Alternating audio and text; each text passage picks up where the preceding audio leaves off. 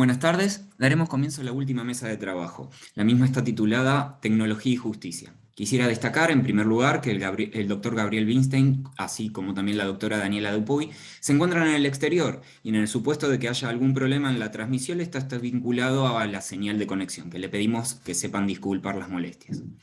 Comenzando, vamos a hablar sobre la apertura, estará a cargo del doctor Weinstein, quien disertará sobre los nuevos desafíos en las relaciones laborales, robótica, digitalización, moneda virtual y otros.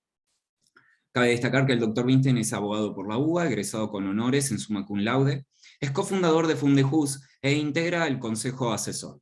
Posee un posgrado en Asesoría Legal de Empresas en la Facultad de Derecho UBA, profesor consulto en la Facultad de Derecho UBA, es profesor titular del Derecho de Trabajo y Seguridad Social de la Facultad de Derecho UBA, consejero académico del Consejo de la Magistratura de la Provincia de Buenos Aires, jurado del Consejo Nacional de la Magistratura y subdirector del Instituto de Derecho del Trabajo del Colegio Profesional de Abogados de Capital Federal.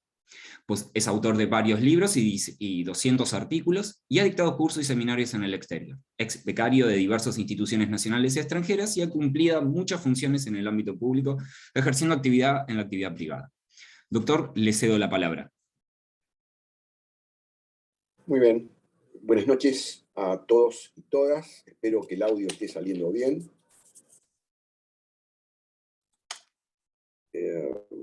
Sí, doctor, se escucha perfecto. Perfecto.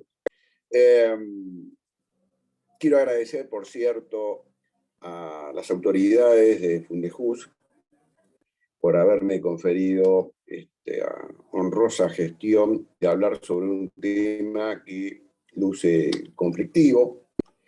Y también agradezco el enorme esfuerzo que ha hecho el equipo de Fundejus para que todos desde el país y los que estamos en el exterior pudiéramos estar conectados en este evento de gran importancia. Por otra parte, siguiendo el ejemplo de nuestro presidente, yo también acudí al sistema de estar vestido sin corbata, tal vez con un dejo de más deportivo que cualquier otro, pero coincido con las expresiones que tuvo el doctor Darrocha en el inicio, y creo que a ellos le han llegado ciertas formas de desestructuralización y de codificación para que el común de la gente pueda entender a veces estos lenguajes complicados que implican la presencia del derecho. Yo diría que en los pocos minutos que tenemos, habría que tocar ciertos índices que pasan porque este tema que enuncia esta charla mía ha llegado con gran fuerza a los programas de estudio. Yo fui uno de los que introdujo estos temas en los programas de estudio porque lamentablemente en el ámbito del derecho del trabajo hay un espejo retrovisor y un espejo, o se mira con un espejo retrovisor mirando con una legislación que data del siglo pasado, la ley de contrato de trabajo, o bien miramos qué pasa en el mundo.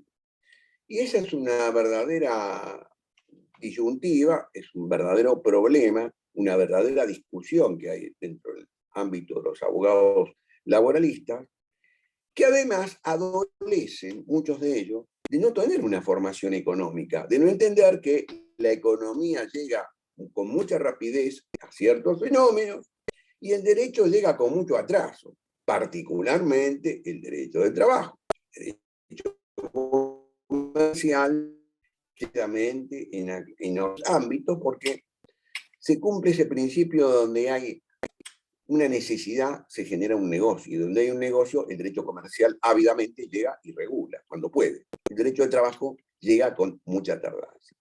Y es ahí donde hay una verdadera grieta entre los que pensamos que tenemos que ver lo que viene, respetando y tratando de garantizar los derechos de los trabajadores, y aquellos que piensan que hay que quedarse con el modelo estereotipado de una ley del siglo pasado. Bien, no pretendo difundir entre nosotros en esta conversación los marcos y márgenes de la disputa, pero sí que es importante que es una verdadera grieta, porque algunos quedan englobados ideológicamente y no se dan cuenta que el gran conflicto es en garantizar los derechos de los trabajadores y permitir que los empresarios hagan su negocio, porque de lo contrario, el único gran generador de empleo es el Estado, que en definitiva, desde mi modesto punto de vista, no es el objetivo para que haya una verdadera generación de empleo. Y de pronto nos hemos encontrado, por ejemplo, con que de a poco los robots salen de las fábricas. Y estos robots, o la robótica, ¿es una amenaza real al empleo como lo conocemos en la actualidad? Reconozco que la respuesta es difícil, pero la robótica ha producido una verdadera revolución en el ámbito del... Yo siempre recuerdo que cuando se produjo la revolución industrial, al mismo tiempo que desaparecían puestos de trabajo, aparecían nuevas funciones. Y hay un autor que se llama Harari, que dice que no está convencido que con la nueva generación revolucionaria de la robótica y de la digitalización y de la inteligencia artificial, es decir, la inteligencia de las cosas, realmente se activen nuevas funciones o aparezcan nuevas funciones. A punto tal que Harari, precisamente, inicia uno de sus capítulos diciendo que cómo se imagina el mundo del trabajo en el 2050. Y yo agregaría cómo nos lo imaginamos en el 2050, que hay. Sin duda muy diferente. Siempre recuerdo que una automotriz de Córdoba el año pasado reemplazó 1.000 puestos de trabajo con otros tantos robots. Naturalmente, esos robots son manejados por ingenieros sofisticados. Es decir, esos ingenieros son nuevas funciones, pero la función típica del operario que trabajaba sobre la terminación del automóvil, eso ha desaparecido. También ha desaparecido el que cobraban los peajes, porque automáticamente los peajes ahora son reemplazados por una función virtual. El cobrador de pasajes, el comprador de peajes, ese hombre ha desaparecido. Y otro tanto está ocurriendo con los repositores en los supermercados. Jorge Castro, que es un interesante analista político, señala que en la década del 70 o del 60 o del 50, el proceso productivo era 5 años. Y por eso y de ahí los famosos planes quinquenales. Recordemos, en la época del peronismo, el plan quinquenal. También en aquella época la Unión Soviética hablaba de planes quinquenales. Hoy el ciclo productivo a lo sumo es de 1 año, año y medio, es decir, la innovación tecnológica. Los chinos, que lo tienen muy bien medido esto, y los japoneses, otro tanto, hablan de 1 año. De manera tal que nosotros, Argentina, estamos inmersos en una serie de conflictos donde hay cierto tipo de trabajos que van a sufrir mucho. ¿Cuáles son? Y en realidad los vendedores de tiendas, los cajeros de supermercados, los textiles y los manufactureros. Yo siempre en mis clases cito el ejemplo de una empresa de Villa Lynch, textil importante, que tenía alrededor de 140 operarios, es decir, una empresa mediana grande. Hoy tiene 14 ingenieros, la misma empresa, y desapareció el resto. 14 ingenieros que manejan robots. Y esa es la realidad con la que nos estamos encontrando. De manera tal que tema de incógnita es robótica versus trabajo, realidad versus imaginación. El otro tema, sin duda, es el de la inteligencia artificial. La inteligencia artificial, la inteligencia de las cosas. hay una tendencia a que la inteligencia artificial vaya reemplazando algunas funciones cognitivas de los ingenieros o de los humanos. Pero en realidad, las funciones cognitivas más sofisticadas no son reemplazadas por robots. Siguen siendo producto del ser humano que sofistica su pensamiento, lo hace más sutil, pero lo sigue conservando. Ahora bien, esto nos lleva necesariamente a la verdadera grieta, que es capacitación versus no capacitación, cultura versus no cultura. Hoy necesitamos mayor cantidad de ingenieros, mayor cantidad de expertos en humanidades para poder acompañar este ciclo de cambio donde se mezcla robotización, donde se mezcla inteligencia artificial. Y puedo contar la experiencia acompañando en dos negociaciones colectivas de sindicatos muy. El secretariado general del sindicato vino acompañado por politólogos, sociólogos, amén de los abogados técnicos en derecho del trabajo y economistas. Estoy hablando de un importantísimo sindicato petrolero en Neuquén. De manera tal que yo me encontré con la contraparte, sindicatos muy bien preparados, muy bien equipados para la negociación colectiva. Y es ahí, en la negociación colectiva, donde se están produciendo fenómenos que muy pocos sindicatos acompañan, porque otros grandes sindicatos piensan que ahí va a haber pérdida de poder y pérdida de empleo. Esto también es cierto. Son las incógnitas que nos plantea actualmente este mundo complejo del trabajo. Posteriormente, esta etapa de la digitalización también nos lleva a la pérdida de fuentes de trabajo. En definitiva, hay un informe del Banco Mundial según el cual Argentina forma parte de un listado de 40 países que necesariamente con estas innovaciones tecnológicas su actividad industrial va a sufrir mucho. Y esto porque, por un lado, tenemos poca capacitación, poco nivel educativo, y por otra parte tenemos un alto grado de conflictividad laboral.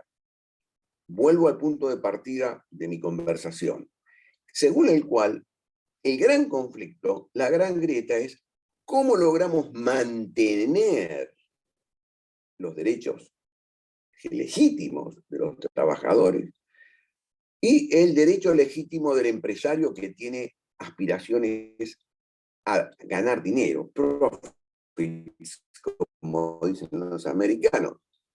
¿Y cómo hacemos para mantener el equilibrio entre uno y otro? Ahí el rol del Estado es muy importante.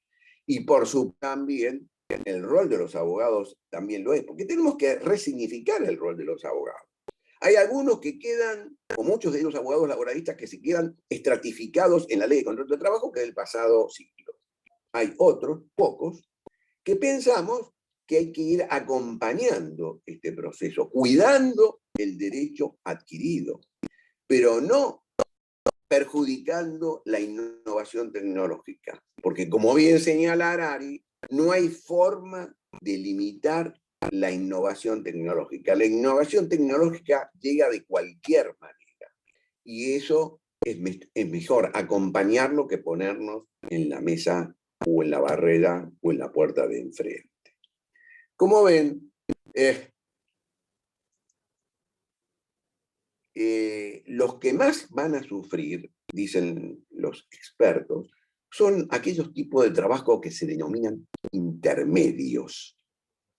Como ya los enuncié, son aquellos que normalmente tienen el ciclo secundario cubierto y se incorporan a bancos, compañías de seguros, y es ahí donde en los bancos, precisamente, las sucursales que atienden al público, uno puede ver cotidianamente la adopción de 12 o 15 empleados que tenía cada sucursal, hoy son 3 o 4, porque la innovación tecnológica ha reemplazado puestos de trabajo. Y donde el sindicato o la asociación sindical no acompañó en la negociación colectiva, lo que se va produciendo es la pérdida de empleo y consecuentemente la pérdida de poder sindical. Como ustedes podrán apreciar, en estos pocos minutos hemos tocado diversos temas que son conflictivos, que serían producto de debates, que tienen que ver cómo el Estado es capaz de admitir esta innovación tecnológica y acompañar. Así como al pasar podemos mencionar el tema de la Big Data, que también es un vasto tema a desarrollar, donde la economía capitalista permite prever, con la Big Data, o sea, la acumulación prodigiosa de información, permite prever patrones de conducta. Estos patrones de conducta optimizan el resultado de la economía capitalista. Y una vez más decimos, o nos ponemos de la vereda enfrente o nos pasan por arriba. Es mejor estar acompañando, es mejor estar en la negociación colectiva, incorporando estas innovaciones, entendiéndolas y favoreciendo para que esas innovaciones generen nuevos empleos. Pero para nuevos tipos de empleo hay que tener la capacitación suficiente. Entonces, hace un tiempo que en mi cátedra de Derecho del Trabajo de la UBA, hemos acuñado la imagen del profesional o abogado plus. Es decir, es aquel que además de conocer del derecho, entiende lo que pasa en la economía, se incorpora como un factor más y es capaz de interpelar a la comunidad jurídica para que los abogados tengamos un nuevo rol y no sean únicamente los economistas que diariamente pasan por todos los medios y por todos los canales de televisión los que lleven la voz cantante. Los abogados que deben tener una formación en economía, que deben entender de economía, tienen que tener un rol. Lamentablemente, en este momento, esta sociedad nuestra no le está adjudicando ese rol que queda reducido a la parte litigiosa.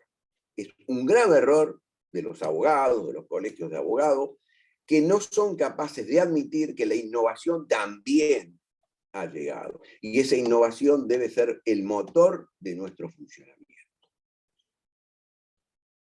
Tengo la impresión que he cumplido ya casi, o estoy cumpliendo los 20 minutos que me corresponden o que tengo adjudicado. Y no me quiero exceder. Como gran conclusión digo, primero, la Big Data, los millones de datos han llegado. Segundo, la robótica ha llegado. No la podemos combatir, tenemos que ver cómo la encarrilamos. Toda la estructura de virtualidad también ha llegado. Y como dato final querría decir que en nuestros propios estudios jurídicos, la pandemia ha producido que tengamos que incorporar la virtualidad a gran velocidad, con mucho costo, no solamente de inversión, sino con mucho costo de muchos colegas que por razones etarias o por razones de resistencia pues no entendían la virtualidad, no entendían esto de la digital, no entendían esto de la robótica, a punto tal que recuerdo una conversación que tuvimos con un ministro de la Corte que nos dijo en una entrevista, la digitalidad no se volvía, que de la innovación tecnológica tampoco se volvía, y que es un camino de ida, y que los que se quieren incorporar se incorporan, y los demás formarán parte de otro ámbito o de otro espacio de éxitos y de fracasos. Bueno, espero haber dado un pequeño enunciado de lo que está ocurriendo y que mezcla la economía con el mundo jurídico y el mundo jurídico con la economía. Los abogados tenemos que ser verdaderos interpeladores de esta nueva sociedad, de estos nuevos fenómenos, y debemos formar parte de esos fenómenos. No mirarlos desde la vereda de frente. Nuevamente, muchas gracias a las autoridades de Fundejus, acompañando su 30 aniversario. Muchas gracias a todo el equipo que ha permitido, desde las altas horas, yo en Roma en este momento, y ustedes cumpliendo la media tarde en Buenos Aires, que esto saliera con discreción, que saliera con perfección, y nuevamente mi agradecimiento a todos y todas. Hasta ahí llegamos. Muchas gracias, doctor, por su exposición. Ahora va a hablar la doctora Daniela Dupuy sobre nuevas tecnologías en investigación criminal y digital. La doctora es fiscal especializada en cibercrimen, fiscal coordinadora de la unidad especializada en delitos y contravenciones informáticas del Ministerio Público Fiscal de la Ciudad Autónoma de Buenos Aires. Es doctora en Derecho Penal y Procesal de la Facultad de Derecho en la Universidad de Sevilla, España, y Master in Law otorgado por la Universidad de Palermo, dictado en forma conjunta con Yale Law School.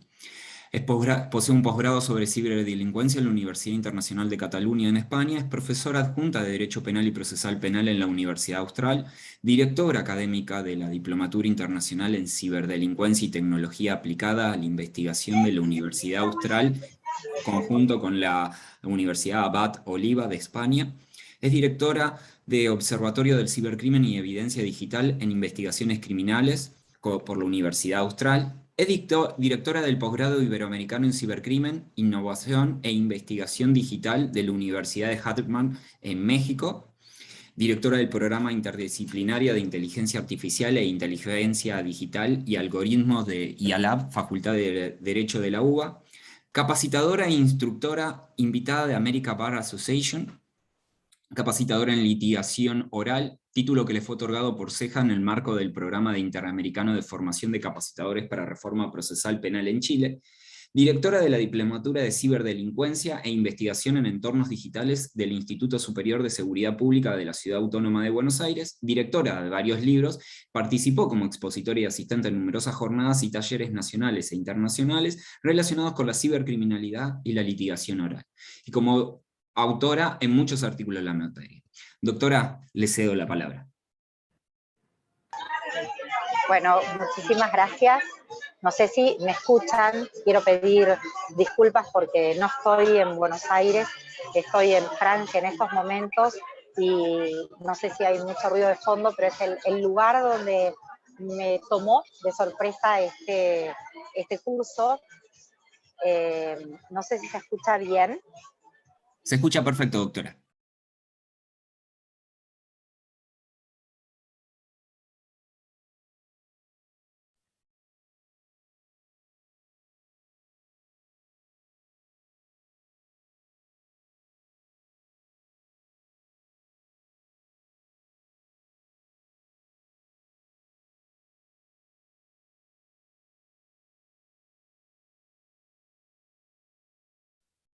Doctora, se le canceló el audio.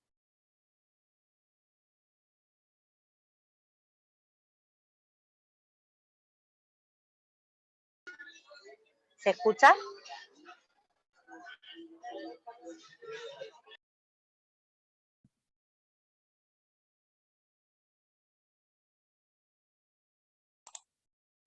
Doctora Dupuy está cancelando el audio. Está cerrando el audio. Iniciando mi audio. Ahí está perfecto. No, pero ahí lo volvió a silenciar, doctora. Ahí reinició. Ahí está. Ahí debería quedar. ¿Bien? Sí, sí. Bien. Bueno, muy bien. Entonces, les doy realmente las gracias por haberme invitado y quería compartir con ustedes básicamente algunas cuestiones que tienen que ver con el mundo de las investigaciones en entornos digitales, cómo las nuevas tecnologías constantemente nos retan, ¿no? Y nos ponen frente a un dilema que hay que superar día a día, y el cibercrimen, el ámbito, el fenómeno del cibercrimen es uno de ellos, lógicamente, luego perfeccionado y acompañado por todo lo que es la inteligencia artificial, la llegada de los deepfakes, el metaverso, ¿no? Pero lo cierto es que en el mundo del cibercrimen o de los espacios, de entornos digitales, contamos claramente con ciertos desafíos y quiero compartir con ustedes uno de los principales desafíos que creo que hoy es un hito, porque hoy he presenciado en Estrasburgo la firma del segundo protocolo adicional de la Convención de Budapest sobre cibercrimen, y esto de alguna manera lo que tiende es a fortalecer los mecanismos de cooperación internacional entre los estados, porque, como bien ustedes saben, contamos con un fenómeno que es multidisciplinario, en el sentido que los autores se encuentran en diferentes países o ciudades, las víctimas pueden encontrarse perfectamente en otras ciudades, y aquí viene el tema que realmente es bastante engorroso, la evidencia digital que los fiscales necesitamos para investigar se encuentran alojadas en extraña jurisdicción. En las empresas internacionales, Microsoft, Twitter, TikTok, ellos tienen toda esa información que no dejan de ser los datos personales de los usuarios, de nuestros sospechosos. Entonces, ¿de qué manera el sector privado con el sector público, como es el Estado, en su afán de persecución penal, logra equilibrar y respetar nada más y nada menos que los derechos fundamentales a la intimidad, pero un respeto también a lo que hoy, digamos, se ha, a través de los diferentes reglamentos de tratamientos de datos personales, se han actualizado en la Unión Europea y en muchísimos países. Entonces, ¿cómo logramos este equilibrio cuando se trata de evidencia que vamos a necesitar acceder transfronterizamente? Fíjense cómo ya el principio de territorialidad, el principio de soberanía nacional se comienza a desvanecer, porque la evidencia que yo necesito la tiene Meta, la tiene Google en su servidor, y si yo no obtengo esa evidencia transfronterizamente, es muy difícil que pueda continuar con la investigación. Entonces, la realidad y lo cierto es que el segundo protocolo adicional de Budapest, que lo voy a dejar, su copia en español, la voy a dejar al alcance de todos ustedes, está recién firmado, de alguna manera viene a tratar, luego de más de 2 años de trabajo por parte de una mesa de expertos internacionales, en donde se establecen y se ponen sobre la mesa todas estas cuestiones de tratamiento de datos personales, con la necesidad de persecución del Estado y con esta necesidad de consensuar de alguna manera la persecución penal del Estado con los derechos fundamentales de los sospechosos. Y de alguna manera también entiendo que todas estas empresas que no dejan de cuidar, digamos, su ámbito empresarial, siento que, o esto es lo que siempre se debate, es que ellos también tienen por qué defender los intereses y la privacidad de sus usuarios.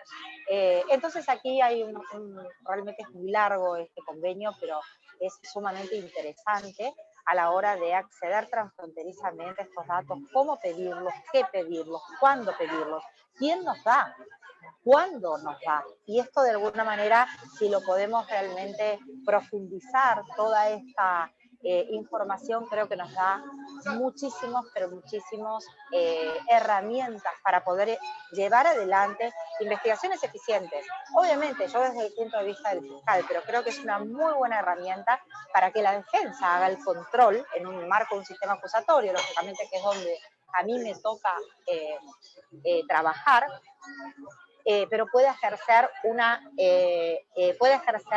un control sobre la actividad investigativa que lleva adelante el Estado. Es por un lado, ¿no? Esto realmente es un reto y hoy se viene a cerrar con este ícono, con este convenio que se acaba de firmar. Pero también creo que tenemos un desafío muy importante y es la adaptación. Otra vez, esto seguramente ustedes me habrán escuchado o lo habremos conversado con más de uno de ustedes, conversarlo y decir, bueno, ¿qué es lo que pasa concretamente con la adaptación de las normas de fondo? ¿Por qué seguimos insistiendo con esto? ¿Hace falta crear realmente más tipos penales? Podemos las nuevas modalidades adaptarlas a las nuevas tecnologías sin, digamos, a los nuevos tipos penales sin necesidad de crear estos delitos. Bueno, esta es una discusión muy larga, pero sumamente interesante, ¿no? Hasta qué punto estas modalidades, primero, se crean nuevas o lo alcanza de alguna manera la última ratio, y este tipo de conductas que se llevan a cabo en el ciberespacio pueden o podrían ser abarcadas o tratadas por otras ramas del derecho, el derecho civil, el derecho contravencional, el contencioso, ¿no? Y después, y para terminar, otro gran desafío, y creo que nos lo debemos desde el ámbito federal y desde los códigos provinciales, es la adaptación de los códigos provinciales a las nuevas tecnologías. Esto es sumamente importante porque no tenemos, ustedes me dirán, bueno, pero tenemos el principio de libertad probatoria en la mayoría de los códigos procesales, está expresamente estipulado.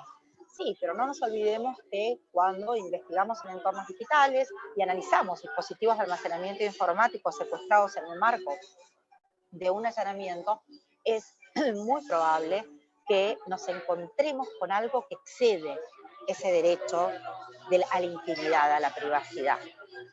Entonces, ¿cómo hacemos para que no podamos investigar y llevar adelante investigaciones eficientes, teniendo en cuenta que hoy en día los sospechosos utilizan tecnología de avanzada?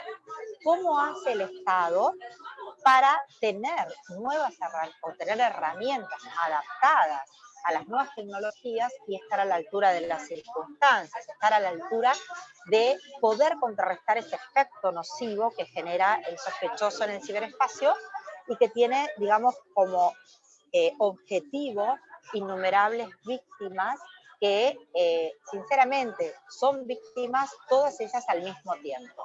Bueno, creo que estos tres ejes, yo lo quiero dejar, no quería dejar de estar hoy con ustedes y quería simplemente poder poner sobre la mesa de discusión, quizás en algún otro espacio académico, estos tres ejes, ¿no? Que creo que dentro del fenómeno del ciberespacio es la base como para empezar a mejorar, para poder adaptar leyes, para poder mejorar los sistemas, digamos, los códigos procesales, para poder profundizar los mecanismos de cooperación internacional, para poder entrenarnos todos los operadores del sistema en que las tecnologías que conocemos no son aquellas que conocimos hace 20 años, no, esto ha avanzado y sigue creciendo en el día a día, y creo que un buen fiscal, un buen juez, un buen defensor privado, oficial, tiene que estar capacitado para hacer frente a este tipo de investigaciones, sobre todo si vamos o perfilamos a un sistema acusatorio, un sistema en el que, como yo siempre digo, ¿no?, los bingos se ven en la cancha, y realmente una deficiencia en la investigación del fiscal o una indefensión por parte del abogado se ve. Y un juez que no conoce la temática también se nota, quedamos todos al descubierto, ¿no? Entonces creo que es un reto fundamental, y esto no solamente en nuestro país, sino a nivel internacional. Esto es un poco lo que hemos conversado hoy en el marco del Consejo de Europa en Estrasburgo, y creo que todos los países, al menos de América Latina, allí estaban representantes de muchos países de América Latina, pero muchos de la Unión Europea también, y en Estados Unidos, creo que es un desafío del que nos tenemos que hacer cargo. Bueno, los dejo entonces, y seguramente es un placer para mí compartir esta mesa con tan importantes expositores. Doctora, muchísimas gracias por su exposición. Ahora pasaremos a la intervención al doctor Juan Corbalán, quien expondrá sobre la inteligencia artificial y justicia, desafíos concretos de aplicación. Juan Corbalán es doctor en Derecho, postdoctorado en la Universidad de Paris-I-Panthéon-de-Sorbonne y profesor visitante en la misma universidad. Co-creador del sistema de inteligencia artificial Prometea, el primer sistema predictivo en aplicación en Hispanoamérica auditado y publicado por el Banco Interamericano de Desarrollo. Prometea fue reconocida por los principales organismos internacionales y se expuso como caso de éxito en el Instituto Tecnológico de Massachusetts, la Universidad de Oxford, la ONU, la OEA y en la Cumbre Mundial de Inteligencia Artificial en Ginebra, entre otros organismos y universidades. Es co-creador de Proteia, sistema de inteligencia de la Corte Constitucional de Colombia, ganadora del premio a la mejor herramienta de modernización en materia de justicia, otorgado por la Corporación Excelencia en la Justicia de Colombia en el año 2020. Co-creador del sistema predictivo del Banco Interamericano de Desarrollo, en actual aplicación, desarrollado dentro del Laboratorio de Innovación e Inteligencia Artificial de la Facultad de Derecho de la Universidad de Buenos Aires. Co-creador de UBA Metaverso y ALAB, el primer mundo virtual educativo en una universidad de Hispanoamérica, director y coautor del Tratado de Inteligencia Artificial y Derecho, autor y coautor de 4 libros en materia de inteligencia artificial y derecho. Doctor, le cedo la palabra. Hola, muchas gracias Agustín. ¿Se escucha bien? Hola a todos y todas. Bueno, un gusto estar acá. Gracias por la oportunidad de unas palabras frente a tantos colegas y amigos y amigas que veo por acá, como Luis, José, bueno, Daniela recién, y por supuesto al doctor Rocha, un especial agradecimiento, y lo veo también a Horacio Granero, grandes amigos y amigas. Bueno, en atención a la síntesis que hizo al inicio, más allá del tema de Dani, yo voy a tratar de ir hacia algo muy concreto y sobre esa base plantear, si les parece, 3 grandes desafíos sobre cómo usar sistemas inteligentes en el sector justicia. Y esto que les voy a compartir acá, así ya vamos bien en concreto y no vamos en abstracto, tiene que ver con, más que nada que con la teoría, que la venimos desarrollando e impulsando mucho, es decir, escribir cosas de estos temas, investigar, sino más que nada con convivir con programadores durante gran parte de mi tiempo, que le dedico en parte al laboratorio, una parte bastante robusta, con todo lo que uno le saca a Netflix y a otras cosas. Y la verdad es que hay hoy en día un gran desafío de proporciones muy robustas cuando uno quiere hacer un sistema inteligente que pueda complementar capacidades cognitivas, por un lado. Por otro lado, optimizar procesos, reducir tiempos y otros objetivos concretos que siempre trasuntan en un equilibrio entre los valores de la justicia, los valores que subyacen a cualquier sistema de justicia, valores y principios, y por otra parte, cómo lograr hacer sistemas de gestión basados en tecnologías disruptivas que no reproduzcan prácticas obsoletas, ¿sí? Nosotros tenemos un lema para eso que es no hacer lo mismo con más tecnología, que es algo que suele ser muy frecuente en las organizaciones públicas en general y en la justicia en particular. Dicho esto, piensen en el siguiente problema. Así vamos desde un caso con múltiples aristas en términos de inteligencia artificial y después van a ver cómo el desafío de llevarlo a la práctica y de ponerlo en producción. Tenemos datos que están acá en hojas que se presentan, ¿sí?, en denuncias de comisarías. Por supuesto está cambiando el paradigma en algunos países o en algunas ciudades, ya no se presentan más en comisarías y en algunos casos lo que se presentan es en oficinas especializadas, ya sea de la justicia o bien de la mujer. Imagínense que uno tiene acá un texto de la denuncia, es decir, acá está el texto de la denuncia, está anonimizado esto que les estoy compartiendo, ¿sí? Uno tiene un texto ahí, que se los comparto ahí, está ahí, en donde obviamente está, digamos, la declaración que se refleja a partir de alguien que tomó la denuncia. Pero además, en estos son casos de la justicia de Perú, porque el laboratorio, a todo el país, literalmente a todo el país, diagnosticamos todo, cómo optimizar, digamos, en cada uno de los departamentos en Perú, cómo hacer que estas denuncias que ingresan, 3.000 mensuales por juzgado, 3.000 mensuales por juzgado, ¿sí?, que son juzgados de una suerte entre familia y violencia de género, digamos, es un mix. Y acá, digamos, tenemos un desafío crítico, que dejo de compartir pantalla, ahora vuelvo, pero es para mirarlos y mirarlas.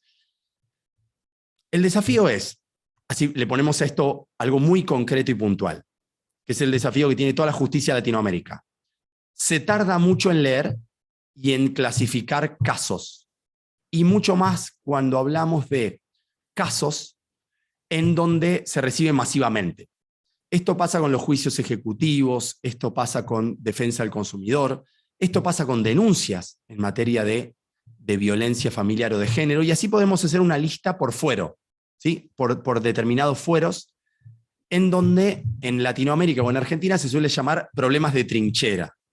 ¿Sí? Imagínense, yo trabajé mucho de meritorio en un juzgado de primera instancia, federal, 3 años, con lo cual estuve mucho en trinchera, no solo en primera instancia federal, sino en segunda instancia, y después en la ciudad también en 2 instancias, en la ciudad y en 2 instancias en federal.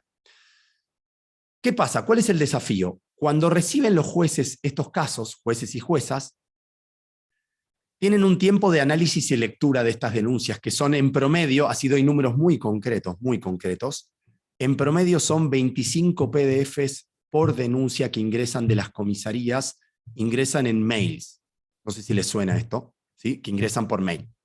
Por supuesto que, dependiendo del lugar en donde uno esté en Latinoamérica, hay mayor grado o menor grado de expediente electrónico, ¿sí? Con todos los problemas que acarrea el expediente electrónico conceptualmente, ¿sí? Que como paradigma tecnológico más o menos atrasa entre 10 a 20 años, como paradigma tecnológico, ¿sí? Que es como un repositorio de PDFs, ¿sí?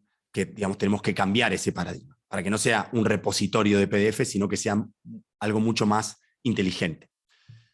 Estas denuncias que ingresan en 25 PDFs son leídas, ¿sí? Por los equipos de trabajo de los jueces y juezas, algo que pasa en cualquier tribunal, ¿sí? En una defensoría, en una fiscalía. Y ese análisis tarda, lo medimos, ¿sí? Hicimos varias muestras, tarda entre 8 minutos y 20 minutos el encuadre del caso, ¿sí? Y a partir del encuadre del caso, pensar que podía ser la medida de protección, es decir, la resolución vinculada a lo que se está denunciando, y hay 3 grandes categorías de riesgo respecto de la víctima o las víctimas: severo, moderado, leve. En total se tarda entre 35 y 55 minutos, es decir, en un estadio ideal. Quizás no es si hacen varias cosas a la vez como suele pasar en las organizaciones. En un estadio ideal entre 35 y 55 minutos en hacer esa resolución, ¿sí? Por supuesto, además del tiempo de lectura. Entonces, esto nos da una foto de la capacidad operativa de cada juzgado en un país, ¿sí? ¿Y esto qué conlleva en términos prácticos? Que no hay tiempo material para hacer un seguimiento una vez que se dictan las resoluciones, porque apenas hay tiempo material para dictar las resoluciones. Con lo cual hay todo un problema de ejecución de esas resoluciones que ni siquiera son las definitivas, ¿sí? ¿Qué es lo que nosotros, así vemos bien en concreto los desafíos concretos de aplicación de algoritmos predictivos? ¿Cuál era nuestro objetivo de máxima de predicción? Hacer que la detección tarde segundos para encuadrar cómo viene encasillado el caso. Es decir, el algoritmo no es el que categoriza el riesgo. Simplemente que, como ya viene categorizado de la comisaría de un denunciante, ¿sí? Toma el PDF, ¿sí? Y puede tomar muchos, cientos, miles, y hace una suerte de categorización en esos 3, digamos, aspectos de moderado, leve y severo, y los que no detecta. Es decir, hay una categoría que es no detectados, por problemas que tienen que ver con el software, no me quiero poner técnico. Cuando analizamos las posibilidades de hacer esto, ¿sí? Y tomamos una muestra de datos, ¿sí? Lo que en la IA se llama elaborar dataset de entrenamiento de los algoritmos, por supuesto que ahí conlleva un desafío, así voy a lo concreto, un desafío en donde necesitamos abogados y abogadas que tengan una base de datos, es decir, que tengan una base de data analytics, de data science, de gobernadores de datos, y así podemos hacer una lista de perfiles que, si son abogados y abogadas, mucho mejor. Por eso desde la UBA ya formamos más de 1.400 en un programa por becas. Es decir, gente que ya es abogada que ya tiene 120 horas de un programa de gobernanza de datos, ¿sí? Después estamos haciendo lo mismo con la programación clásica, ¿sí? Con los lenguajes de programación clásicos. ¿Sí? Es un programa que queremos escalar para tratar de llegar a 30.000, 40.000 personas en Latinoamérica, fundamentalmente en Argentina. Este equipo lo que hace es armonizar esa base de datos para entender cómo podemos detectar esto en segundos. Yo no voy a ir a partes técnicas, pero sí voy a ir al desafío para que vean que no es enchufar un Word, aplicar inteligencia artificial, o decirle al programador que se ocupe de hacer algo, y como es en el paradigma clásico, en donde él viene, se sienta al lado nuestro, mira lo que hacemos, documenta flows y se va. No existe eso, como, perdón que sea tan enfático, en el campo de la IA, eso es una utopía. No funciona así hacer sistemas predictivos. ¿Sí? Digo porque quizás desde el derecho uno no se tiene la noción de lo que significa hacer sistemas predictivos. Acá es un codiseño con las personas que son las que conocen la historia de las decisiones, la forma de interpretar los datos junto a los data science para que entiendan cómo vamos a hacer hablar a esa base de datos. Bueno, voy a los números concretos. Nuestros datasets fueron en 8 lugares críticos, nos dieron 500 denuncias por lugar crítico, ¿sí? Y no me quiero poner sofisticado, pero yo digo para que entendamos la complejidad de esto, para que entendamos la complejidad de lo que estamos hablando. Cada cerebrito, ¿sí?, es un algoritmo de machine learning. Vamos de vuelta. Cada cerebrito es un algoritmo diferente, que hace cosas diferentes, que tiene desafíos diferentes. ¿Esto qué significa? Hay que salir de esta utopía de que tráeme la IA, tráeme el algoritmo de IA. No funciona así. No hay un algoritmo de IA, con todo lo que ello implica en términos de desafíos. Probablemente haya, como nos pasó en Perú, 6 posibles algoritmos, que de hecho descartamos 3 y solo usamos 3, con diferentes técnicas que a su vez conllevan diferentes escenarios de dificultad en términos de explicabilidad, trazabilidad, transparencia e impacto en los derechos de las personas. Digo porque, perdón, parece como que estoy desalentando el uso de la IA, porque así, escuchándolo así parece como que sí, pero lo que estoy tratando de hacer, porque ya nos ha pasado con muchas cortes a nivel internacional y con muchos organismos que quieren aplicar IA, hay una simplificación extrema de lo que hace la IA, como si fuese un Word. Y la verdad es que tenemos que entender el desafío que nos espera para entender dónde estratégicamente podemos aplicar y cuál va a ser la cantidad de recursos que vamos a tener que destinar. Ni siquiera son recursos económicos, que por supuesto es un tema. Quizás hoy en día el déficit más severo es el talento humano para hacer esto. Por eso desde la UBA queremos formar una masa crítica de gente. Porque los programadores, les digo porque tengo mucha relación con programadores, con la Facultad de Ingeniería, con otras facultades, no tienen incentivos para venir al derecho. Ya no solo porque los programadores están emigrando a otros países, sino porque ven que nosotros los rechazamos. Y esto es crítico, porque nos pone en un lugar en donde hacemos software arcaico, porque solo nos quedamos con programadores que no son los programadores de vanguardia, porque ellos no quieren venir con nosotros, quizás tampoco quieren ir a ningún lugar de Argentina, que eso es otro problema, ¿no? Con lo cual el desafío es doble o triple. Dicho esto, una vez que descartamos el uso de 3 algoritmos, así comparto, y voy al punto crítico, ¿qué descubrimos? Y después muestro el resultado del software. Descubrimos que era posible usar visión artificial, es decir, entender al texto como una imagen, ¿sí? Y esto fue algo bastante, porque imagínense que usamos un algoritmo que reconoce objetos, ¿sí? Y lo usamos para texto. Bueno, fíjense, que esto es una muestra muy sofisticada, fíjense los números de esto, de lo que pudimos detectar en riesgo leve y severo con visión artificial. Miren los números, están acá los números. Esas son las tasas de acierto de los algoritmos, ¿sí? Miren, en los 2 que más preferimos usar, 96% y 97%. Es decir, en el 97% de los casos detectaban el riesgo severo que había sido clasificado por la comisaría. No es que efectivamente es riesgo severo. Eso es potestad de los jueces definirlo. Simplemente que por la lógica que se había contestado en el formulario, había dado ese porcentaje. Bueno, con esto llego hasta acá. Ahora, si quieren, les muestro mínimamente el software en los, creo que me quedan, 10 minutos. Hay cosas me dicen porque quiero ser respetuoso con los tiempos y con mis colegas.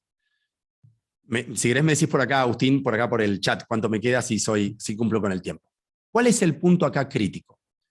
Lo logramos, ¿sí? Hacemos esto. Entonces ahora reducimos de 15 minutos a más o menos 30 segundos. ¿Sí? 15 minutos, 30 segundos. ¿Para qué? Para encuadrar los casos con un 4% más o menos de tasa de error. Y pusimos otro algoritmo basado en texto para que lea la denuncia, lee el texto de la denuncia y ahí con algo sofisticado que se llama Topic Model más expresiones regulares, no me quiero poner técnico, intentamos ayudar al algoritmo de visión artificial para que detecte algunas cosas que pueden hacer que el riesgo sea severísimo, es decir, los casos más graves de todos. Listo. Empezamos a hacer la prueba de testeo y empezamos a usar, digamos, cargar al sistema eso para hacer modo prueba de concepto / piloto, dependiendo del caso. Y entonces me voy acá, miren, acá. Entonces, el software, bueno, entonces hagamos de cuenta que, esperen que lo estoy mostrando en violencia física, se extrae el texto, se hace un índice automatizado, lo que debieran tener, en mi opinión, cualquier expediente electrónico, es decir, que uno no tenga que buscar en los PDFs con clic, sino que la máquina haga un índice automatizado de los PDFs y el software lo que hace es indica las violencias que hay y pone el tipo de riesgo. Si el juez, una vez que está leyendo el caso, quiere cambiar, cambia, ¿sí? Se pone, cambia las cosas y una vez que cambia, ya queda en la máquina y la máquina automatiza los 4 documentos, ¿sí? Y bajarle el puntaje. Una vez que automatiza los 4 documentos, si se fijan, aparecen los 4 documentos que se suelen, digamos, hacer, que es la resolución de la medida preventiva, más un oficio, más una cédula, más otro documento, ¿sí? Que es para mandar internamente. Con lo cual, según las pruebas que hicimos, de 55 minutos podemos llevar la resolución del caso entre 10 y 18 minutos. Reitero, de 55 minutos o entre 35 y 55 hasta 10 a 18. ¿Eso implicó el cambio de algún tipo de procesos en sentido literal de la palabra?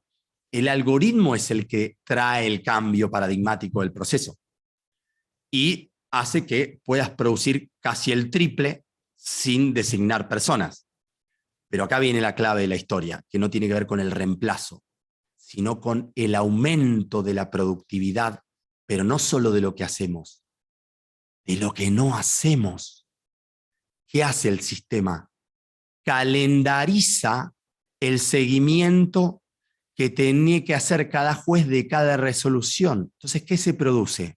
Un fenómeno de reenfoque del trabajo humano.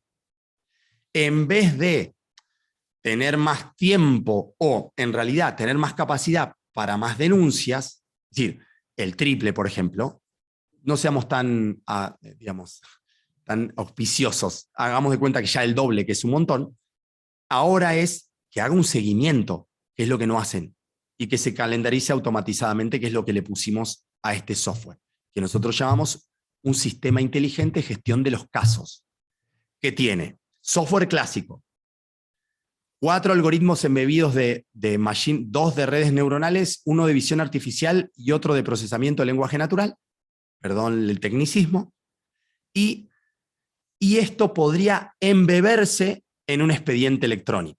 Es decir, como digamos, se embebe, no importa técnicamente cómo se hace, y después uno puede tener un expediente electrónico y este sistema que gestione el caso. En mi opinión, ese es el futuro de la tecnología para los procesos judiciales. Muchos algoritmos y la capacidad humana, ¿sí? Poniendo foco en las partes más humanas, en empatía, creatividad, contención. Es decir, no tomes tanto tiempo en una denuncia, ayúdate por algoritmos, empatiza con la víctima. Entonces el tiempo que te tomes, empatizalo con la víctima. Imagínense así en cada uno de los segmentos de los procesos. Más allá de esto, ¿sí? Que es un caso que nos costó en el sentido de que Nosotros veníamos trabajando bajo un paradigma de 2 grandes técnicas de algoritmos y ahora empezamos a escalar a otros aspectos. ¿Por qué surge este enfoque, por ejemplo, de visión artificial? Y acá voy a lo que decía el primer orador de este panel. Cuando uno trabaja multidisciplinariamente, ya Germán Garabano, me refiero a Germán, Luis y Héctor Chayer, que siempre han sido un trío de enfoque de gestión, de cambio, de mejora, etc. Y en lo penal, etc., siempre se ha tenido un enfoque de multidisciplina, ¿sí? Me parece que eso es crítico. Pero la IA lleva las cosas a otra liga, ¿sí? Es decir, si yo no estoy codo a codo con los programadores, hablo su idioma, que eso es lo que me vengo dedicando estos últimos años, estoy por terminar una maestría en inteligencia artificial, que me está costando horrores, porque ya me había desacostumbrado a las ciencias duras, entonces estoy, por suerte termina en noviembre y salgo de ahí. El desafío que conlleva esto es que siempre entendimos que son los abogados los que tienen que liderar esto, ayudados por los técnicos. Y yo casi les diría que en mi caso lo que estoy evidenciando es que es casi al revés. Como les pasa en el derecho de familia. Si no fuera por las terapistas ocupacionales y si no fuera por 3, 4 perfiles más, la jueza no puede arrancar, perdón que lo diga en estos términos coloquiales. Ella sabe que las protagonistas de la contención no es ella. Ella es la directora de guía, de pautas.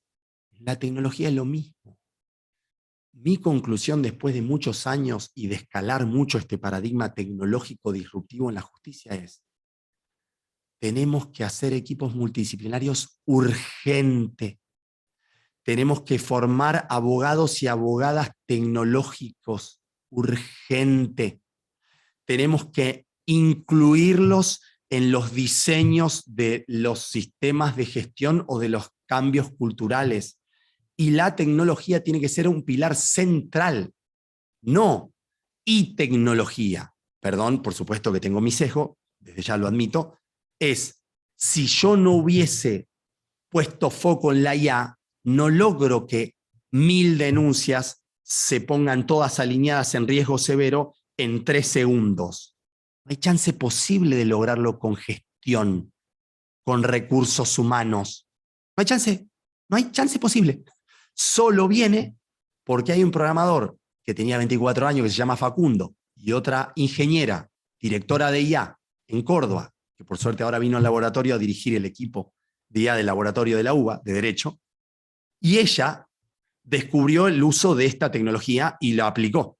Si no hubiese sido por ella, no hay chance posible de que nosotros podamos detectar el riesgo severo en 3 segundos, en 2 segundos.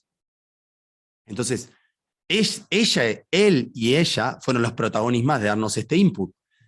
El rol nuestro, como abogados que sabemos de tecnología, es ver cómo eso puede ser apropiado por el sistema de justicia.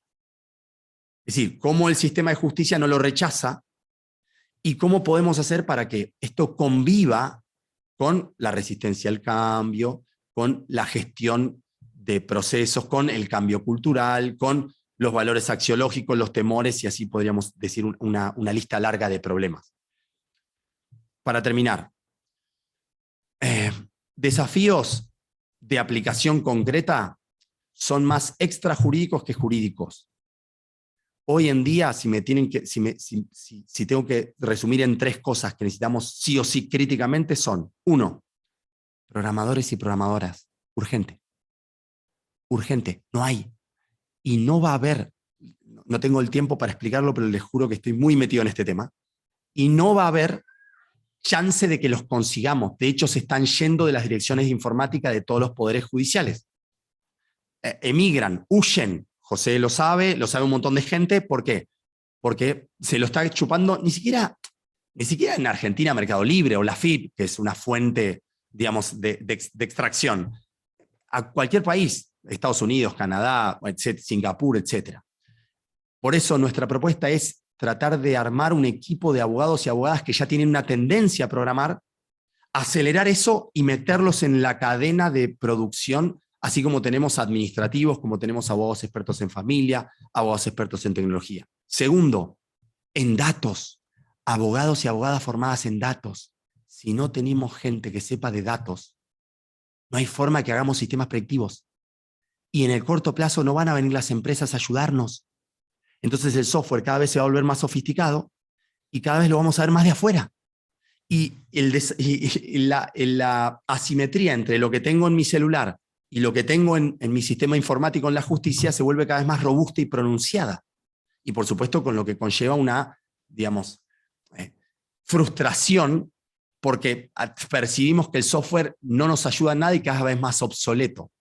Y el tercer desafío es hacer, como hicieron Germán, Luis y Héctor, en un montón de lugares con la gestión de calidad y con la gestión de procesos, hacer líderes que sepan liderar proyectos de transformación tecnológica, que no es lo mismo que líderes que sean gestores del cambio, porque tienen que entender la tecnología profundamente. Muchas gracias por escucharme. Doctor, muchísimas gracias. Finalmente expondrá el doctor Luis María Palma sobre tutela efectiva de la justicia e innovación en tiempos de pandemia, avances y perspectivas.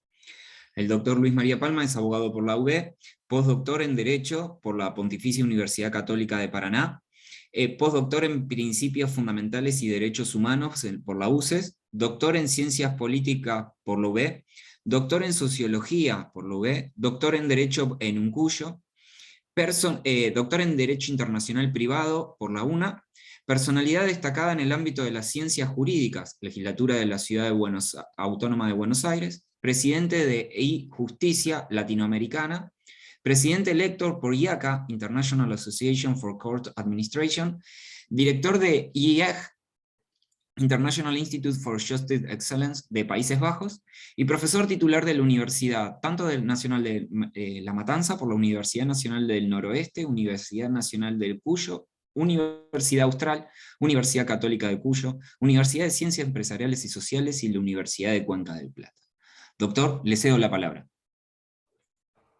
Muchas gracias, doctor. Mi profundo agradecimiento por el honor de participar en estos primeros 30 años de Fundejus, en que veo a tantos queridos amigos, y del mismo modo por lo que implica tratar este tema con tan distinguidos panelistas que me antecedieron. Para tratar lo que yo me propongo, que refiere, como decía Agustín, a la tutela efectiva de la justicia, preparé una presentación con la cual deseo guiarlo. Quiero enfocarlo con algo que dijo Juan recién y que me parece que es muy importante priorizar, y que es la innovación, y a partir de ella, o en la base de ella, la educación pública, sea de gestión pública o privada.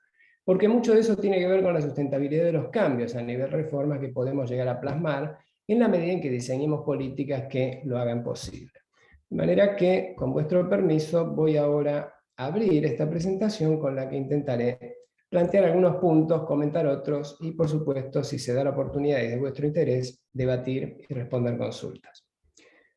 Ante todo, quiero, respecto a algunos de estos temas, siendo que este es, vamos a ver si se ve correctamente el contenido, le propongo tratar lo que en la lámina siguiente ven, que refiere a la crisis que estamos atravesando todavía, la realidad de la tutela y los compromisos internacionales que debemos y deberíamos cumplir, la importancia central que para mí tiene la innovación, la creatividad y con ello la autonomía de la voluntad, con esto pongo mucho énfasis en las personas, los nuevos paradigmas que se están concretando, algunos de los cuales trataron mis distinguidos antecesores, y por otra parte, por supuesto, dónde estamos y, a mi entender, hacia dónde estamos yendo.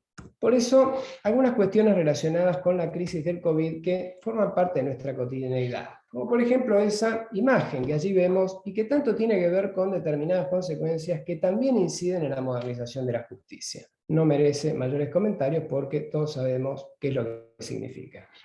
Pero esto también es una consecuencia de la pandemia. Esa fotocomposición que hizo una persona cuyo nombre ven más abajo muestra persianas de negocios que han tenido que cerrar, por decisiones, a mi entender, desastrosas desde el punto de vista de las restricciones impuestas, que han implicado perjuicios socioeconómicos, pero también en la salud de mucha gente que no pudo mantener su sustentabilidad, se tuvo que ir del país, y quién sabe qué otras cosas más. Todo esto es parte del escenario en el cual para mí se refuerza desde la justicia el deber moral, si se quiere, de modernizarse, porque la situación de quienes trabajamos en ella es mucho más protegida, favorecida de quienes estamos en el ámbito privado, como mucha de esta gente. En este contexto, la tecnología, con lo bueno y lo malo que tiene, porque es una herramienta, según cómo lo usemos será buena o mala. Lo cierto es que el teléfono, la tableta, la computadora son las herramientas mediante las cuales la mayor parte de nuestras interacciones en estos últimos más de 2 años han tenido lugar. Evoluciona mientras hablamos. La cultura de código abierto está en todo momento porque nos relacionamos con instituciones del extranjero, yo participo mucho de ellas y demás virtualmente desde donde estoy. Podemos vincularnos con gente que no conocemos, establecer lazos de confianza y somos conscientes, como se vio en el caso de las vacunas y en otras tragedias que el mundo está viviendo, de la interdependencia, la necesidad de colaborar entre todos para lograr resultados que nos permitan seguir viviendo, entre otras cosas.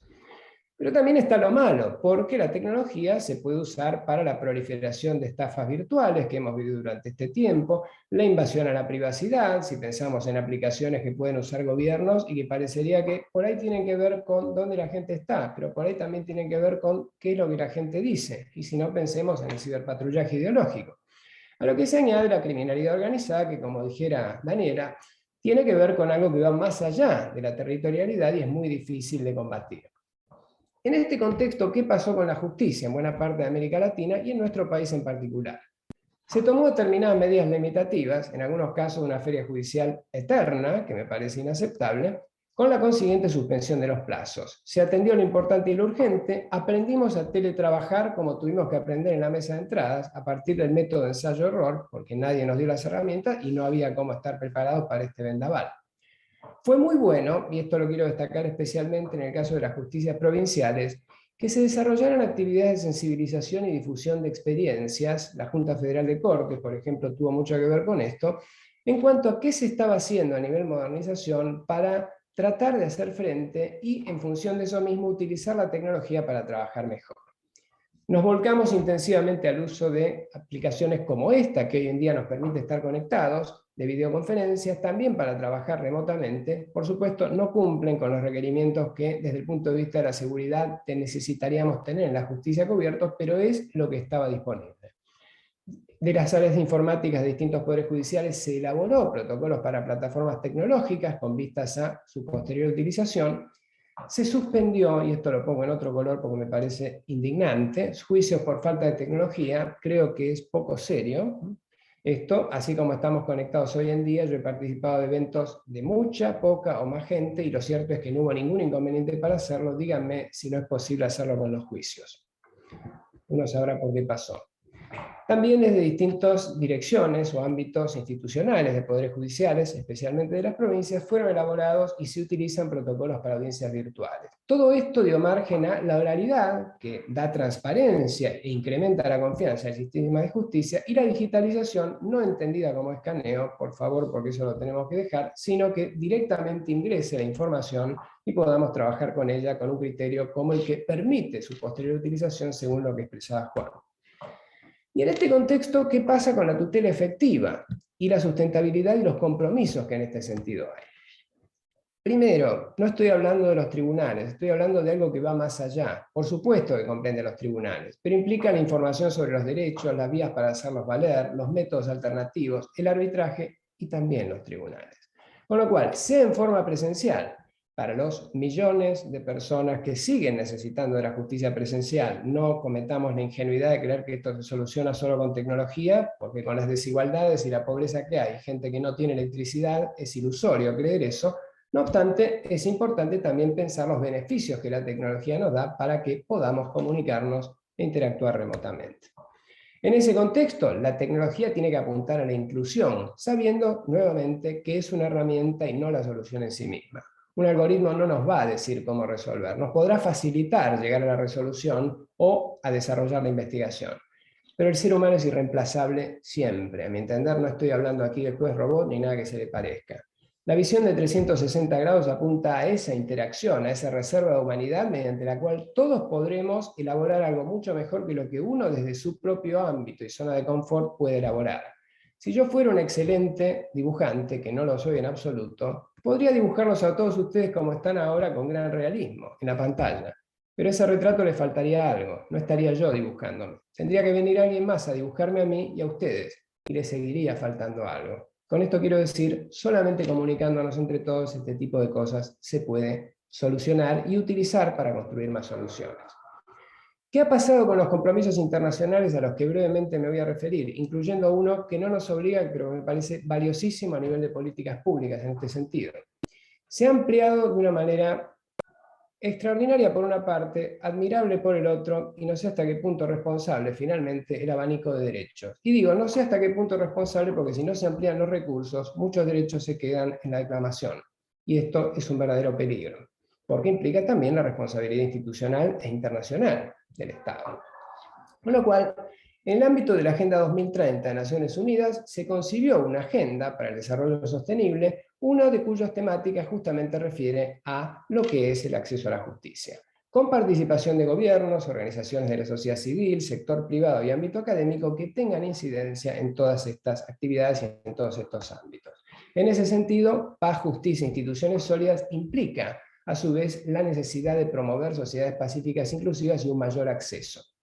Más allá de los indicadores, no es el objetivo de la charla, ni mucho menos, se trata de priorizar políticas públicas y la calidad, por principio y por sobre todas las cosas, hacer las cosas bien, no hacerlas rápido, hacerlas bien primero y rápido después en lo que deba ser rápido. Tiene que haber más acceso, la tecnología a partir de las economías de escala nos aprovecha o nos permite utilizar mejor los recursos y libera más recursos para más vías de justicia tecnológicas o en forma remota, pero también más justicia presencial. Por todo lo cual es importante la tecnología, pero también saber utilizarla. Y este es otro tema en el cual brevemente algo diré. La sustentabilidad refiere a que se usen eficientemente los recursos. Insisto, con la crisis y con la parálisis económica, hay menos recaudación impositiva, menos gente que trabaja y con ello menos contribuyentes. Tenemos un deber moral, si estamos en una determinada posición, además del deber jurídico, de hacer las cosas aprovechando mejor los recursos. Sabiendo que la importancia del progreso tecnológico y el valor humano que está allí comprometido y la gente que, como decía Juan, se nos está yendo y que la perdemos a veces irremediablemente, es fundamental para que esto tenga sustentabilidad. Que los tribunales sean estables y seguros y cuenten con los recursos para que así sea, pero que por supuesto la tecnología esté alineada con la realidad de la sociedad en que esto se tiene que hacer. Este es el documento sobre el cual me voy a detener un poco más. Daniel hizo referencia al Consejo de Europa. Yo voy a retrotraerme un documento reciente que apunta al acceso a justicia y las oportunidades de la digitalización, que es de octubre de 2020, en donde se tratan todos estos temas que para mí, por la simplicidad con que están elaborados y por la necesidad que tenemos en nuestro ámbito y en el marco de procesos de integración que toman como modelo a la Unión Europea y de los cuales participamos, pero que están lejos de lograr todavía cosas como esta, no sería útil si quisiéramos elaborar políticas que fueran sustentables. Esto está hecho con un lenguaje muy llano, muy comprensible, y creo que nos aporta ideas, algunas de las cuales voy a compartir, muy útiles si es que queremos concebir y ejecutar políticas. Y esto lo digo por una razón. En Argentina, en buena parte de América Latina, tenemos muchísima inteligencia, muchísima, llama la atención. Pero tenemos muy poca o casi ninguna organización y método. Y sin organización y método, las ideas no son autoejecutables. En Europa llevó mucho tiempo llegar a esto, por lo cual no se trata de copiarlo, sino de advertir cómo, en la medida de nuestra cultura y nuestras posibilidades, podemos ir logrando algo, tal vez que tome sí esto como punto de referencia. Veamos. En cuanto al acceso, es un derecho fundamental. Se trata, y esto tiene un cauce tecnológico, de facilitar la cooperación judicial, pero, y en esto voy a los anglosajones, lo que se llama justicia centrada en las personas, People-Centered Justice, el desarrollo digital tiene que estar centrado en las personas de manera que los principios de los sistemas judiciales sean acatados. No se trata de instituir cualquier tipo de herramienta tecnológica para utilizarla, sino preservar lo fundamental y diseñar en consecuencia. También la justicia digital, sabiendo que la interoperabilidad es otro aspecto central para facilitar la cooperación judicial, civil y penal, sea en el orden interjurisdiccional, sea en el orden internacional, y naturalmente darle los debidos resguardos desde el punto de vista de la seguridad a la utilización de esta información y a los datos que a través de los tractos digitales circulan. Las habilidades digitales implican, vuelvo sobre el punto que decía recién, saber utilizar estas herramientas, tanto en los agentes que trabajan en la justicia o con la justicia como los abogados, como internamente en lo que refiere a la capacitación judicial para que esto funcione y también se alfabetice debidamente la sociedad civil y pueda acceder a información sobre sus derechos y la justicia más allá de los sistemas de justicia propiamente. Mucho de esto está pasando y algo de eso mencionaré después. Y este punto que me parece que es particularmente sensible por todo lo bueno que tiene la inteligencia artificial, pero también por las necesidades y prevenciones que el Consejo de Europa formuló en este sentido. Por todo lo que nos sirve para hacer, allí vemos una síntesis de beneficios, no la voy a leer porque pueden hacerlo ustedes, más adelante mencionaré alguna experiencia. Por la posibilidad desde el punto de vista de su potencial de acelerar, pero también de mejorar nuestro funcionamiento, y además, y aquí empiezan las prevenciones, teniendo el límite de no interferir con el poder de decisión de un juez o la independencia judicial. Se trata, según dice el documento, y me identifico con lo que dice, de que decida una persona, no un algoritmo, no una aplicación. Con todo lo cual estamos aquí hablando de herramientas muy útiles para los seres humanos, que son el fundamento y el fin de todo esto. Habiendo una gran disponibilidad cada vez mayor de datos o Big Data y en consecuencia de esto la posibilidad de facilitar mayor acceso a esa información con restricciones, anonimizando, como se señalaba anteriormente, y preservando los derechos fundamentales que en este sentido tenemos que en todo momento tener presentes. Otra prevención más que me parece muy importante reflexionar en materia de inteligencia artificial, evitar resultados discriminatorios. ¿Cómo se releva la información? Que haya en este sentido transparencia respecto de cómo se hace para evitar el efecto de caja negra. Es decir, si hay determinados criterios o lugares o ámbitos en que durante un tiempo se ha relevado información, asegurarnos de que esto no se repita, porque si no, se preordena o se va estableciendo un criterio determinado que puede condicionar determinadas decisiones en una instancia e incluso por vía impugnativa también en otras. De ahí la importancia de saber cómo es que esto funciona y determinar requisitos obligatorios para el desarrollo, despliegue, uso y evaluación de estos sistemas. Tiene que ser posible en todo momento por la sensibilidad de la información que utilizan y es en ese sentido también conveniente contar con normas que lo aseguren. Para ir ya acercándonos al final, y dos cuestiones que me parece que es muy importante enfatizar. Ante todo, para esto es esencial la innovación, es decir, la creación de algo, valga la reiteración, nuevo, una nueva forma de producir, introducir en el mercado, que ese es el ámbito en el que hablamos de que se tiene que desarrollar, otros productos y servicios a partir de nuevas ideas. Sabiendo que en el ámbito de la globalización, enough is not enough, o sea, lo suficiente no es lo suficiente y nos falta muchísimo de todo esto en la justicia, porque el ámbito por excelencia hasta ahora ha sido lo privado, considerando una finalidad concreta que tiene que ver, por supuesto, con el beneficio económico, pero también con un correlato social que esto tiene, que deberíamos también tener más presente y fomentar en el ámbito público y particularmente de la justicia.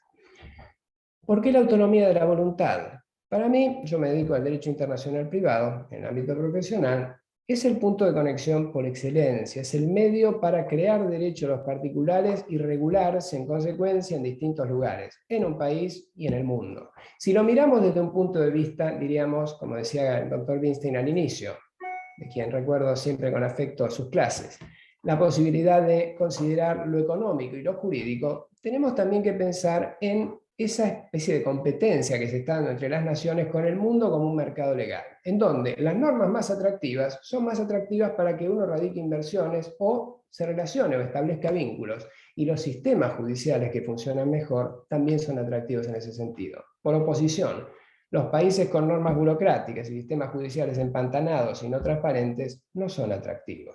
¿Cuáles son las consecuencias?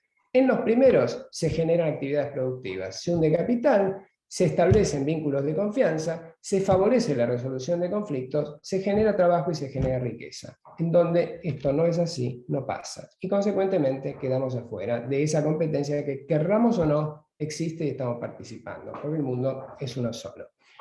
Pero también hay que tener presente que muchos de los cambios de los sistemas judiciales dependen de vínculos transnacionales. Hablamos de la interoperabilidad, hablamos de la criminalidad organizada, hablamos de inversiones que sistemas judiciales diversos no están en condiciones de realizar por la incidencia económica que tienen. Y la eficiencia porque se trata de utilizar los recursos óptimamente. Y esto aplicado a la tecnología o a cualquier ámbito. Yo en lo particular quiero lograr mejor resultado con el menor esfuerzo. En el ámbito de los recursos públicos también debería ser algo así. No es lo mismo dictar una sentencia en 6 meses que en 5 años. En ambos casos somos eficaces, dictamos la sentencia, pero pensemos en los derechos de la persona que podríamos ser nosotros. ¿Es lo mismo 6 meses que 5 años? Obviamente no. Con lo cual, si damos más margen a la autonomía, a que los particulares creen su derecho a que lo elijan y regulemos para que el bien común sea preservado en todo momento, estaremos en condiciones de que estas cosas vayan mejorando. Y para eso les muestro, para terminar, algunos aspectos de nuevos paradigmas y tecnología que se están desarrollando. Ante todo, en cuanto a la e-justicia, y digo e-justicia, porque la injusticia existe y mucha, desgraciadamente, pero a la e-justicia, la deslocalización nos ha llevado, a partir de la pandemia, a percibir como nunca antes la potencia del tribunal como servicio y no como lugar. Se están creando modelos en que se separa lo burocrático, repetitivo, de lo jurisdiccional o investigativo, de lo que requiere concentración frente a lo que no la requiere, y por vía del trabajo remoto se tiende a uniformar la gestión porque como las aplicaciones tecnológicas son menos que los distintos criterios de gestión, que son innumerables según las unidades judiciales, es más fácil trabajar de manera más armónica. Nos obliga en cierta forma la tecnología, a la cual, insisto, tenemos que seguir perfeccionando para lo que nos sirve. Por otra parte, se ha generalizado en las unidades judiciales el uso de herramientas como la videoconferencia, la grabación digital de audiencias, el trabajo a distancia compartiendo tutoriales o videos breves de cómo hacer las cosas. Se está avanzando en las reformas legislativas que ponen énfasis en la tecnología, dejando de lado el uso del expediente en papel, finalmente. Y por otro lado también vemos, y voy a mostrar unos pequeños ejemplos, algo más de acceso a información legal clara, con mucha incidencia del ámbito privado y social más allá de lo público. Hoy en día vemos que ya sea sin fines de lucro, ya sea con ellos, podemos acceder a determinadas herramientas, suscribiéndonos, pagando por ofertas con cargo en otros casos, acceder a sitios públicos sobre información legal y mucho más aprendizaje informal sobre los derechos de las personas a través de las redes sociales, especialmente las redes profesionales. Hay sistemas reputacionales en línea, queremos ir a un hotel, queremos saber cómo le fue a la persona que estuvo antes en ese hotel. Pero también hay sistemas reputacionales en línea respecto de las normas, de los países y los sistemas judiciales. Circula la información y se lee la información sobre la facilidad o dificultad para hacer trámites. Hay índices internacionales que tratan esto como Doing Business del Banco Mundial, por más que se lo tenga que mejorar. Y también sucede otro tanto respecto de los sistemas de justicia, en cuanto a si son confiables o no. Se puede producir documentos estandarizados, contratos, testamentos y demás. Podemos, les mostraré algo muy breve enseguida, acceder a formularios interactivos que a partir de una plantilla documental nos permiten completar los datos, descargarlos y remitirlos ya por vía electrónica, ya imprimirlos y presentarlos. Mediante aplicaciones se pueden analizar contratos y otros documentos. Veremos también que hay sistemas de autoayuda, chatbots, veremos algunos en un país latinoamericano. Y también, en la medida en que las tecnologías disruptivas llegan a su utilización en teléfonos móviles, tabletas, computadoras, entre otras, podemos optimizar nuestro tiempo de trabajo. No tenemos que atender a tanta gente en los lugares físicos, la gente obtiene la información por sí misma y nosotros en la justicia nos podemos ocupar de resolver con menos distracciones de distinto tipo. Por último, esto no es algo nuevo, la resolución de disputas en línea tiene más de 30 años, allí ven algunos datos, se utiliza mayormente para compras en línea, litigios que difícilmente llegarían a la justicia por el hecho de que nadie va a litigar por $5, no le pagaría un abogado con eso, y se da una solución y se amplía el acceso a justicia por esta vía.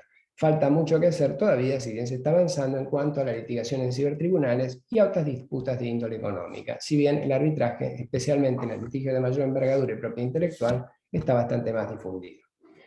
Habemos también de considerar la importancia de esta información que masivamente nos facilita a medida que accedemos a ella digitalmente porque ha sido generada digitalmente, tener mayor conocimiento de la jurisprudencia y en consecuencia de esto planificar los abogados y quienes trabajamos en la justicia con mayor previsibilidad, sabiendo dónde está la información y sabiendo cuáles son los criterios jurisprudenciales, dónde vale la pena focalizar nuestras energías y en función de esto también se optimiza nuestro tiempo de trabajo. El arbitraje es otra jurisdicción, no judicial, pero que está teniendo auge, especialmente en cuestiones de índole patrimonial, insisto, y contratos de determinada envergadura, como también en materia de smart contracts, haciendo o contando con la posibilidad de utilizarlo en línea o fuera de línea, dándole a los particulares la posibilidad también de que utilicen estas herramientas o se pongan de acuerdo después en utilizarlas si es que quieren. Finalmente, algunos ejemplos de esto para terminar con lo que queda.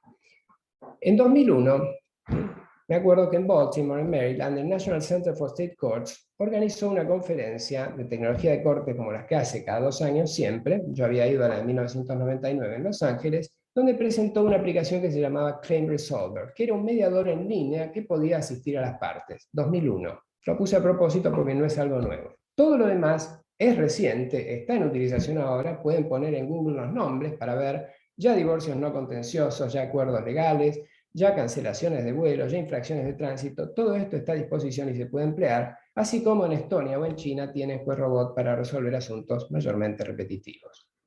En Puerto Rico advertimos en ese sitio que allí ven la posibilidad de contar con información y formularios interactivos y un sistema unificado de manejo y administración de casos, del cual aquí ven una impresión de pantalla, en el que encuentran también formularios como ese que está allí, y este que es un PDF en el cual pueden completar datos para después remitirlo remotamente por vía digital o imprimirlo y presentarlo si lo desean. O bien en Costa Rica, en que se encuentran con un chatbot, una aplicación, van a verlo enseguida, les voy a mostrar ampliada porque obviamente eso no se lee, cómo se puede asistir a la persona con respuestas automáticas a preguntas frecuentes. Y ahí está el texto de lo que ven, en que dice, en síntesis, hola, soy PJBot, un servicio electrónico, etcétera, ¿cómo puedo ayudarle? Todo esto nos facilita bastante la vida si necesitamos de información y se la facilita a quienes trabajamos en la justicia como para poder concentrarnos en aquello en que somos indispensables, que no es eso.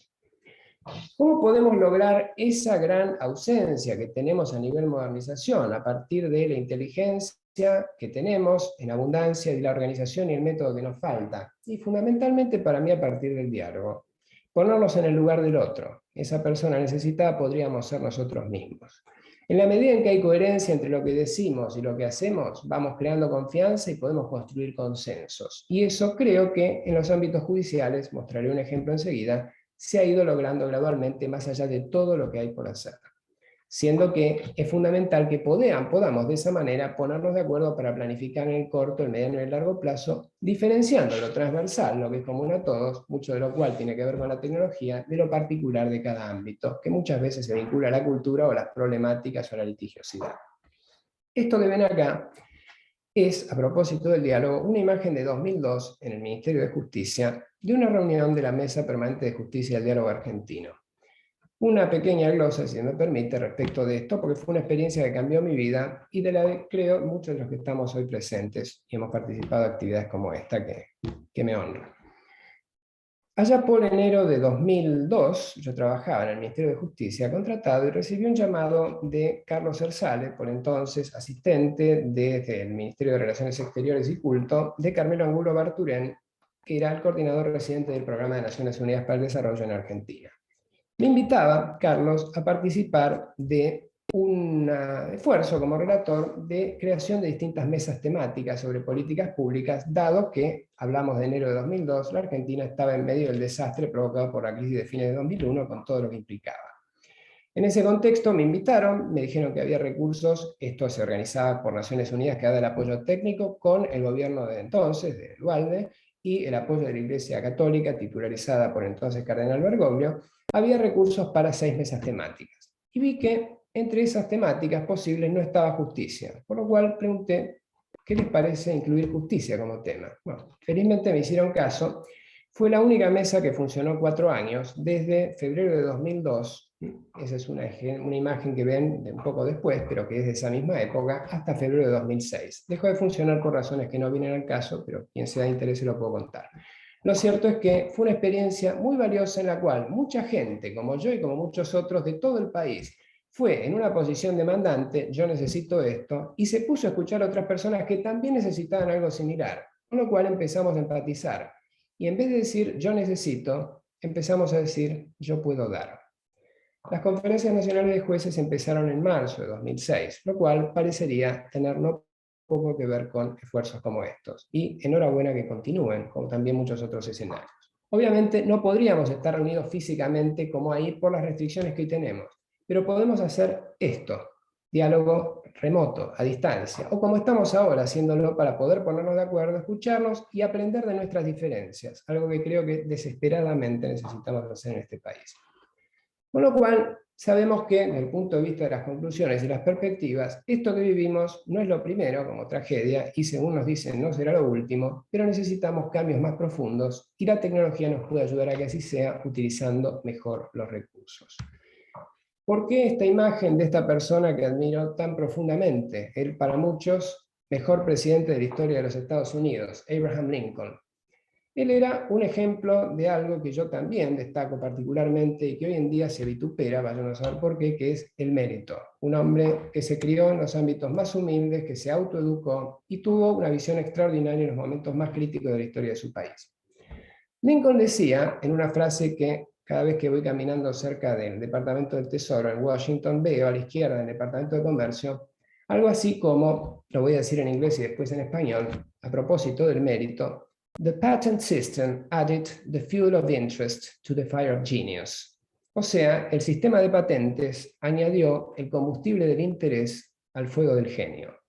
Y de lo que se trata es de que ese fuego del genio, que depende de la innovación, se pueda hacer realidad en la medida en que haya condiciones para fomentarlo, en la base de lo cual tiene que estar la educación pública, porque sin educación pública no hay innovación, y la innovación es esencial para que tengamos una vida mejor y de esa manera vivamos con justicia y en paz. Muchas gracias.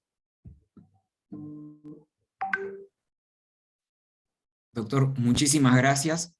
Quisiera agradecer a Fundejus por esta oportunidad y en particular a los 4 panelistas.